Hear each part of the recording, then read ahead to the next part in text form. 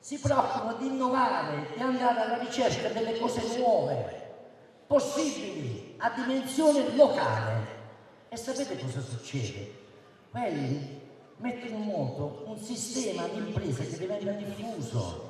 Non è solo in mano ai soliti 4-5, sempre soliti, si comincia a parlare a tavola, non più delle chiacchiere della signora che abita sopra, si comincia a parlare di impresa, come fanno nelle altre regioni italiane, perché a tavola si parla di impresa quando si fa l'impresa. È questo che deve crescere, è questo che mi aspetta dai giovani, è questo l'entusiasmo che noi dobbiamo dare, la capacità di ribaltare un sistema che ci ha bruciato il cervello, che rende i lavoratori passivi, rendendo in una condizione di dire come è comoda per la cassa integrazione. Non lavoro per 5 anni, lavoro un po' a nero e campo male, a campo. Ma dopo 5 anni, se voi fermate una macchina e provate a metterla in moto, non si mette in moto, la batteria non parte, i cavi sono imbottati, bisogna andare con la macchina e bisogna buttarli. Possiamo buttare con 1200 persone. Questi sono pazzi. Dobbiamo trovare soluzioni immediate e noi abbiamo la capacità di fare questo. Voi avete la capacità di fare questo. Noi dobbiamo cambiare il sistema con le cose facili, senza inventarci le leggi speciali. Ci sono le leggi ordinarie, ci sono. Basta fare una domanda, si attendono i contributi aspettando l'ordine cronologico, presentando progetti intelligenti. Se un progetto non è intelligente è giusto che venga bocciato, perché se non mettiamo un imprenditore nei guai, mettiamo 20 operai che si mettono insieme nei guai. Ecco perché bisogna creare questa capacità di stare insieme, questa è la forza che questa città ha nel suo DNA, perché dicono che siamo vicini alla Puglia, ci sta benissimo. Io sono felice di avere una città come Altamura che ci dimostra ogni giorno che alle 5 di mattina c'è la folla perché la gente va a lavorare. Qui se non arrivano alle 8 non si comincia a vedere il movimento, perché ci hanno tolto il gusto di lavorare, perché siamo scemi, non avete capito niente. È da lì che dobbiamo partire. Mi fermo con il lavoro, mi fermo con l'economia, se no qui diventa una lezione tra universitari, la finiamo. Pensate ai giovani che stanno fuori, che possono tornare e portare la professionalità che è stata pagata dai sacrifici dei loro genitori, che l'hanno tenuti per 5 anni su a Milano a studiare, e noi siamo così egoisti che non creiamo le condizioni alle famiglie, a questi giovani di ritornare. Qui siamo pazzi. E allora dobbiamo far diventare questa pazzia la capacità, la creatività di risolvere i problemi. E lo dobbiamo fare insieme. Non c'è un fesso che parla, dovete essere voi a parlare. Ci mettiamo insieme, ci mettiamo intorno al tavolo, discutiamo, troviamo le soluzioni, ma lo dobbiamo fare alla pari. Non che per andare a parlare bisogna chiedere la prenotazione. Ma voi siete impazziti. Provate a parlare con un capo, chiamiamoli così, non mi ricevono, devono arrivare le raccomandazioni per essere ricevuti, non per risolvere i problemi. E questo metodo non falta che renderci schiavi.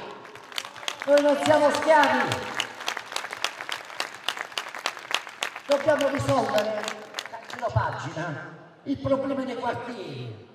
Io non so quante persone ci sono dalla Martella, sono stato stamattina in ritardo, chiedo scusa, potevo essere lì al primo giorno, l'ho lasciato all'ultimo giorno. Ieri sera non sono stato nelle piazze, sono stato a Picciano A, Picciano B.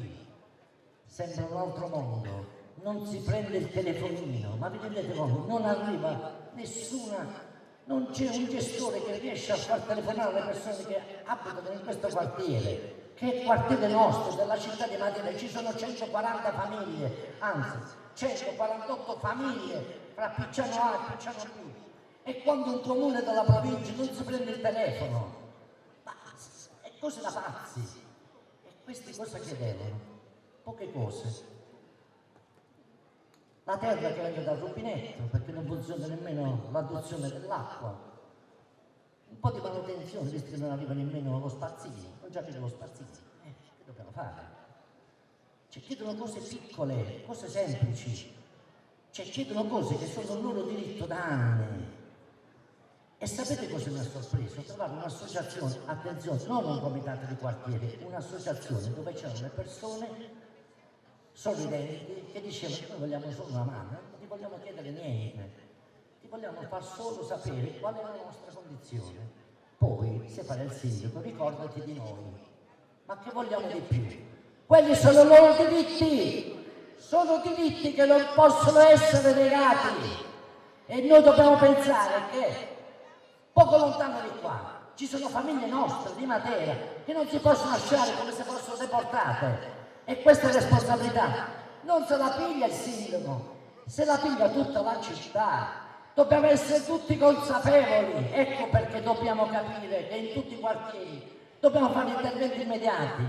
Non ci sono gli asili nido, non ci sono i giochi per i bambini, non ci sono i campetti, e dove ci sono stati fatti con la logica strana che si fa. Però anticipo delle cose, ma va bene, è il momento, perché qui in questi anni si è fatto questo gioco. Il progettista perché deve pigliare ovviamente la sua parcella, l'impresa che deve realizzare il parco, dopodiché si consegna e il parco viene devastato, la colpa è dei vandali. I vandali sono loro. Il parco deve essere assegnato mettendo al primo posto la gestione,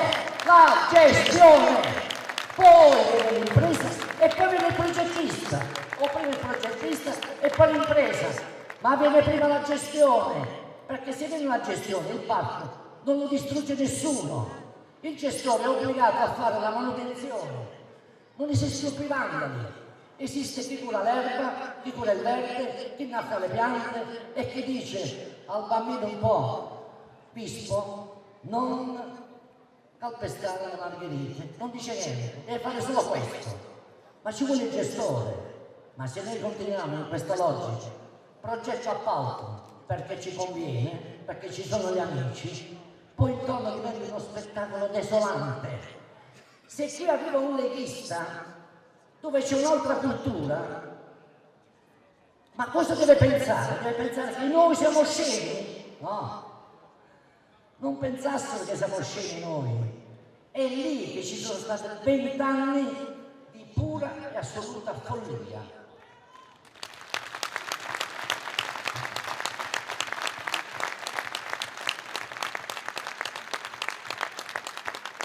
Dobbiamo parlare delle politiche sociali e la politica per i deboli, cioè di coloro che non hanno fiato, perché coloro che gridano, le imprese, gli appaltatori, i cementificatori, gridano, sbattono i pugni sul tavolo, minacciano, la politica minaccia loro e loro minacciano la politica. Questo balletto di che mi dai a me, che ti do a te.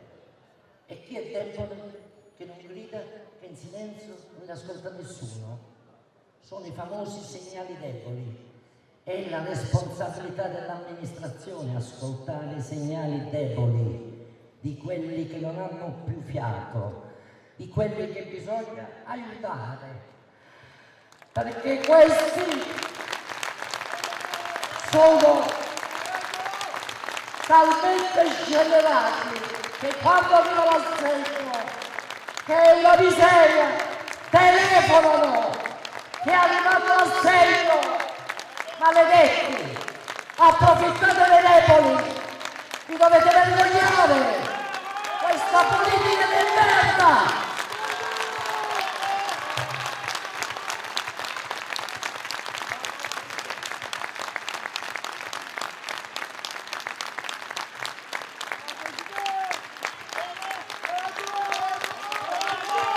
Bene, dobbiamo parlare del futuro, parliamo del futuro. Questa città ha delle risorse immense, grandissime. Siamo una città dell'UNESCO, abbiamo un patrimonio pazzesco. Parliamo del turismo, ma pensate a quello che arriva a Matera, il turismo. Questo è un turismo di accattoni e ci sciacquiamo la bocca, ma Matera è una città turistica, ma sono impazziti. Il turismo significa creare il 20% del PIL della nostra economia, il 20%.